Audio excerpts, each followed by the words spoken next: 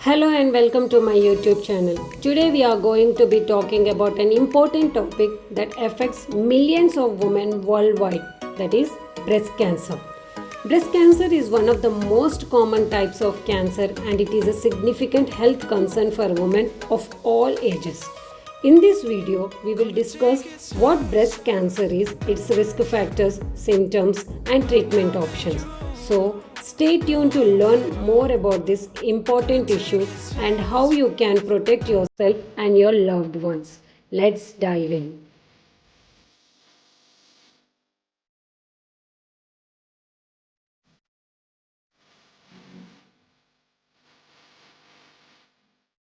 So, what is the definition? Breast cancer is a disease that occurs when there is a genetic alteration in the DNA of the breast epithelial cells. Okay, so when there is a disturb or the altered in the genetic genes which are present in the breast epithelial cells. Okay, that leads to breast cancer. Before going into the topic, let's have a brief introduction about the anatomy and physiology of female breast. It is an important part of a woman's anatomy, serving both physiologically and social functions. The breast is primarily made up of glandular tissues, fat tissue and connective tissue. Okay, the glandular tissue within the breast is responsible for producing milk during lactation. So this tissue is composed of lobules, which you can see in the picture, which are small structure that contain cluster of milk producing cells called alveoli. And these lobules are interconnected by ducts which transport the milk to the nipple during breastfeeding. And surrounding the glandular tissue is adipose tissue, which see in yellow in color, or it is also called fat tissue, which gives the breast its size and shape. And the amount of adipose tissue in the breast can vary among the individuals, leading to differences in breast size. And connective tissue provides support for the breast and helps to maintain its shape. And this tissue includes ligaments that attach the breast to the chest wall and help to hold the breast in place. The nipple and areola are located at the center of the breast, and the nipple contains numerous milk ducts that open to the surface, allowing milk to be expressed from the breast. The areola is the pigmented area surrounding the nipple, which contains sweat glands and helps to protect the nipple during breastfeeding. Overall, the female breast is a complex and dynamic structure that plays a vital role in reproductive function and infant nutrition. Understanding the anatomy and physiology of the breast is important for maintaining breast health and identifying any potential concerns such as breast cancer. So, this is the brief introduction. Now we will see the etiological factors. Breast cancer results from the damage to DNA when the person is exposed to the ionizing radiations, and there will be another of this one is increased rate of mutation, that is due to the exposure to the estrogen levels, means when there is an increase of estrogen levels in the body, and decrease the repair of genes. Okay, that is like BRCA, means breast cancer 1, 2, 3 genes which is present in that. So there will be decreased in repair of genes that results to breast cancer. Now we will see the risk factors. In this genetic, first is the genetic factors. So about 5 to 10% of breast cancers are thought to be linked with inherited changes, that is in mutation in certain genes like BRCA1 and BRCA2. And then the family history, the breast cancer risk is higher among the women whose close blood relatives have this disease. And next we will see the menstrual history. Menstrual history means who have started their periods before the age of 12, and the women who went through the changes of life like menopause after the age of 55 have a slightly increased risk of breast cancer. Okay, the increases risk may be due to the longer lifetime exposure to the hormones like estrogen and progesterone. Age means mostly we will see this breast cancer above 50 years of age only. Among 3 of the breast cancers, you will find 2 of the people who are having the age of 50 plus. Okay, so that's the age related. And the next risk factor is breastfeeding. The woman who had breastfeed their babies have less means less chance of getting breast cancer than the woman who never breastfeed to their babies. And the next, this one is oral contraceptives. The woman who use the oral contraceptives in their lifetime will have the greater risk of land up with the breast cancer than the woman who do not use. Estrogen excess. Those who are having the excessive production of estrogen in their body, they will also have a greater risk of landing up with the breast cancer. Then exposure to the radiations. If the woman is exposure to the radiations more, means in their lifetime, they will also have the high risk of getting this. And alcohol, the woman who consumed alcohol or alcohol is her lifestyle, they also will have the risk for breast cancer. And the last one is having children. The women who are having, means who are not having children or who are having the first baby after 30 years, they will have a high risk of getting breast cancer than who are having children and below 30 years. Now we will see the types of breast cancer. There are two types are there, non-invasive breast cancer and invasive breast cancer, or we can say carcinoma. In non-invasive, we will see the two types of carcinomas, that is ductal and lobular. Non-invasive means it is the carcinoma in situ. Means if the cancer cells are present in the duct or a lobules, it will be, it won't spread to the other parts of the breast. It will stay only in the duct or the lobule, and it is highly treatable. But if it is left untreated or undetected, it can spread into the surrounding breast tissue also.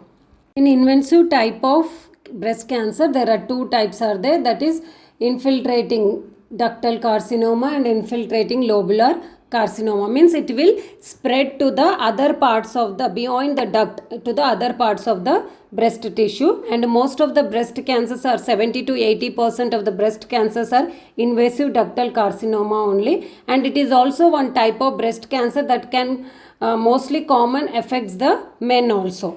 Other types are there like inflammatory breast cancer and metastatic breast cancer. Inflammatory breast cancer is an aggressive and fast growing breast cancer in which cancer cells infiltrate the skin and lymph vessels of the breast. Metastatic breast cancer means the cancer which spread to other parts of the body such as lungs, liver, bones or brain. Now we will see the pathophysiology. So due to the exposure of the radiations, okay, so what are the due to the etiological factors, what will happen, there will be the genetic alteration will takes place in DNA which present in epithelial tissue of the breast tissue. Okay, so what will happen there, if there is an alteration, that will compromise the lobular tissues present in breast. So because of that, what will happen, there will be the it will affects the production of the estrogen and progesterone levels in the body, that will affect, and it will give the chance to the growth of the cancer cells. So that leads to what will happen, first the cancer cells means non-invasive, means it won't expose, means carcinoma in situ cancer cells will first we will see in the, it will attack it through the ducts, lobules and the nipple area. Okay, so if it is treated, okay, after that there it will be formed like a tumor and it will be a unilateral or bilateral, means it will affect only one part of the breast or the both the sides, and it is very non-mobile. It means it won't mobile, that means mobility will not be there, that tumor, and non-tender, it is there will be no pain to touch when we are palpable or non-palpable. That leads to what, if it is cancer grows, means that will what happen, means there will be the if you are not untreated here, cancer cells will spread to the mammary duct and surrounding tissues, and this will develops into primary tumor, okay, which is look like a projected irregular tumor, border will be filled on palpation. And from that what will happen, it leads to the tumor will be, the size will be increased due to the development of the fibrosis around that tumor, and it will be shorten the ligaments that results in characteristic pseudo, means the skin looks like a orange, and that leads to skin changes will be there, and edema occurs, and that leads to cancer invades the lymphatic channels, means it will spreads to the lymphatic channel also, and that will spreads to the regions of the lymph nodes which will be present the surrounding area of the nearby the breast tissue. That becomes the metastasis of breast. Now we will see the signs and symptoms of the breast cancer. So first symptom is lump. You will feel that there is any lump or tumor while palpating, or the increase in the size of the breast, and there will be redness and rash around the breast or the nipple area, and dimpling means dimple type, means the skin will be pressed downwards. So that type of symptom you can find out, and there will be bloody discharge through the nipple, and texture changes, means the color and the texture of the areola, nipple, and the skin around the areola, that the skin texture also changes, and lumps in the armpit. You can find the lumps in the armpit also. Then when lymph discharges, when the cancer is spread to the other parts of the breast and the lymph areas, you will find the lymph discharges also. And you can see the nipple inversion. Okay, the shape and size of the nipple will changes. It is inverted, reverse nipple can be seen.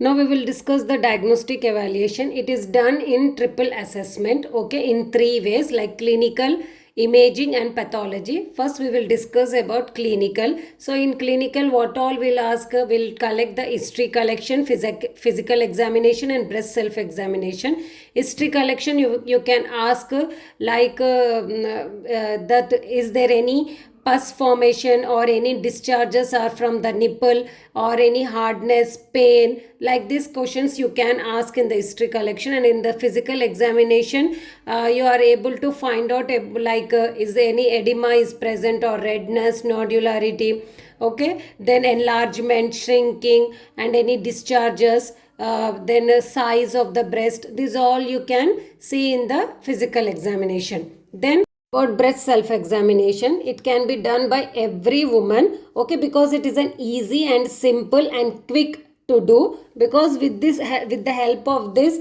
we can identify the symptoms of the breast cancer as early as possible. So 5 important facts has to be remained in mind that about the self breast examination, that it is essential for all women regardless of age, race, or ethnicity, and it should be done by every woman once in a month for the best result, and it is the best done after the menstrual period, that is 2 to 3 days, and it is very easy, okay, and it is essential for those women with a family history of breast cancer. Now we will see the 5 steps of the breast self-examination. In the first step, what you have to do means you have to stand in front of the mirror with your shoulders straight and your arms down, and in the next up and on your hips. So what you have to look out for? You have to look out for the breast that are usual size, shape, and color. Okay, and breast that are evenly shaped without visible distortion or swelling. If there is any swelling or anything is there, that you have to see. In the second step, whichever the breast you are examining, that side hand has to be keep up, okay, and stand and press with your 3 middle fingers to your breast, walking around the breast in a circular direction, using your right hand to feel your left breast and then your left hand to feel your right breast. Use a firm, smooth touch with the finger pads of your hand, keeping the fingers flat and together. Use a circular motion about the size of a 1 rupee coin. Follow a pattern to be sure that you cover the whole breast. You can begin at the outer edge of the breast, moving in smaller circles until you reach the nipple. Like this, you have to examine the second step. In third step, you have to squeeze the nipple to check for any discharges. That could be a watery or milky or yellow fluid or blood in nature. If you find anything, you have to be alert. In fourth step, you have to feel your breast while lying down. So in this what you have to do means you have to place a pillow or a folded towel under your shoulder, okay, whichever the side you are checking, okay, and this help your breast tissue spread evenly across your chest fold, okay. Now you have to repeat the same steps like second and the third step you have to repeat here. In the final step you have to feel your breast while you are in the shower, okay. It is easier to feel your breast when the skin is wet and slippery. So cover your entire breast using the same hand movements whatever we have described in the step 2. So these are the steps of the breast self examination. Till now we have done the clinical assessment. Now we will see the imaging studies. In imaging studies we can go for the ultrasound sonography, then mammography, that is the study of the breast, okay, then MRI, CT scan. This all can be done in the imaging assessment. And the third assessment is the pathology, that is we can collect the can do the fine needle aspiration core or large needle biopsy or open biopsy. That all will come under the pathology, means we will take out the some tissue from the breast, okay, then we will see that what type of it is, means what type of growth it is, whether it is a cancerous or non-cancerous. These are the diagnostic evaluation done for the breast cancer. Other tests like complete blood picture, estrogen receptors, progesterone receptors, that hormones examination blood test can be done. Management we will see. In the management, medical management, there will be radiation therapy, chemotherapy, hormonal therapy. Radiation therapy means in this they will use the high energy rays to kill the cancer cells. Whereas chemotherapy, it is a breast cancer treatment method that uses a combination of drugs to either destroy the cancer cells or slow down the growth of the cancer cells, okay. Hormonal therapy, if the cancer cells have a hormone receptors, you may be prescribed we can prescribe the hormone therapy drugs such as blockers or inhibitors. Both types of drugs help to destroy the cells by cutting off their supply of hormones. So this is the medical management. Now we will discuss about the surgical management. In the surgical management, the first it will come breast conservative procedures, means how much ever it is possible we will conserve the preserve the breast, okay, means whichever the part is affected that only will remove, like lymphectomy means only the lymph node whichever it is affected that part only will remove. Other quarterectomy, partial or segment mastectomy, axillary lymph node dissection. So whichever the part is affected by the cancer cell, that only part will remove in order to conserve the breast. Other surgery procedures like mastectomy, okay, radical mastectomy, modified radical mastectomy, or total or simple mastectomy. Here mastectomy means removal of the breast, okay, whichever the part is affected. So it depends upon that it is a radical or modified, total or simple. Then mammoplasty, repair of the breast, like breast augmentation or breast reduction. Then reconstructive surgeries like breast implant or tissue expanders, nipple areolar reconstruction. So like this surgical surgeries can be done for the breast cancer. So now we will discuss about the nursing management. In the nursing management, you have to do the assessment, that you have to collect the subjective data and objective data. Subjective data means like menstrual history of other gynecological cancer issues, or family history of having breast cancer, everything. This all will you have to collect. After collecting the objective and subjective data, you can make the nursing diagnosis. So possibility diagnosis are like pre-operative, you can anxiety related to diagnosis of cancer, deficient knowledge related to breast cancer and treatment options, and ineffective coping mechanism related to diagnosis of breast cancer and related to treatment options. So for this, what all the nursing interventions you can plan for it, means you can explain about the breast cancer and the treatment options. Whatever the questions are rising in the patient's brain, you have to clarify each and everything with the detail, okay, in their own language, and reduce the fear and anxiety, improve the coping abilities. Okay, you can show the patients who are already undergone the surgeries or already who are having the breast cancer, so she's not only the one who is suffering with the disease, so you can make the arrangements to meet the other patients also. Then promote the decision making, means you have to give the all the options whatever there in the breast cancer treatment, and you have to leave it on the patient in order to take the decisions. You have to help the patient to make the decisions. No, you only not you not only you have to make the decisions, okay, that's the meaning.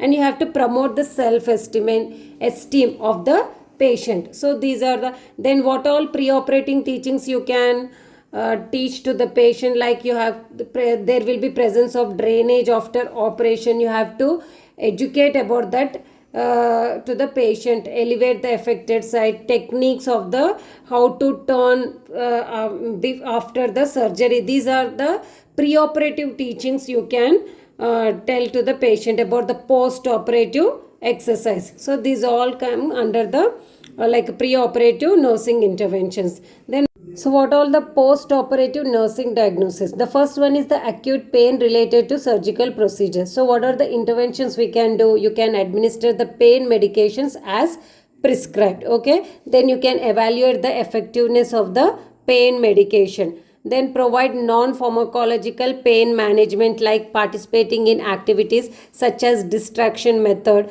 massaging, hot or cold compress, okay, if it is not contraindicated, okay. Acupuncture may provide the patient with pain relief and relaxation. And you can educate the patient about the side effects and the treatment. Inform the patient about what to expect regarding the side effects of like surgery or chemotherapy or radiation, any treatments which are often uncomfortable. And educate the or encourage the patient to be honest about their pain and communicate regularly with their provider. Next diagnosis is impaired skin integrity related to the surgical incision. For this you have to do the regular assessments, regular assessment of the skin for any redness, discharges, okay. So like that you have to assess, and you have to ask the patient to take bath daily with pH balanced soap, use lotions, barrier creams, change the soiled underpads immediately, okay. Then use the friction and pressure reducing items to help with the prevention of pressure soles, okay. Collaborate with the dietary services to ensure the nutritional needs are met to the patient or not. Clean the patient's wound according to the policies, I mean under the following the according to the aseptic techniques. What I mean to say, sterile techniques has to be maintained in order to reduce the risk for infection. Then discourage the patient from rubbing and scratching the affected area. Teach the patient and family about the correct wound care techniques, like about hand washing, changing gloves between dirt and cleaning steps, apply the topical medications and powders. So like this you can plan for the nursing interventions for the skin integrity. Then others also has there, like self-care deficits related to partial mobility of upper extremities on operated site, disturbed body image related to loss or alteration of the breast related to surgical procedure, risk for infection, deficient knowledge. For disturbed body image, you can educate the patient about the reconstructive surgeries, okay, like breast implants, everything. You can explain for that. Risk for infection, you can educate the patient and the family about the aseptic or cleaning techniques for the wound care. Then deficient knowledge about drain management, arm exercise, means there will be arm exercise will be there, like climbing the wall, elbow pull in, broomstick lifting, back scratch, rope turning, rope pull or pullery tugging type of exercise. You can educate the patient about that, okay. Whatever the questions will be there, you can explain in detail. You can take the health education about the self-care or exercise like that. So these are the some nursing diagnosis you can plan for the breast cancer. Coming about the preventive measures, there will be three preventive methods, that is primary, secondary and tertiary. Primary prevention, you have to eliminate the risk factors, promotion of the cancer education, like you can explain about the breast self examination. Okay, then secondary preventive measure is early diagnosis and the treatment, and tertiary prevention, that is follow up and prevention of recurrence and the formation of the metastasis. With this we will come to end of this topic. Okay, as usual I say, if there is any queries and any questions regarding about the topic, please comment me in the comment section. I will clarify your doubts. Until then, take care, bye. We will meet in the next video.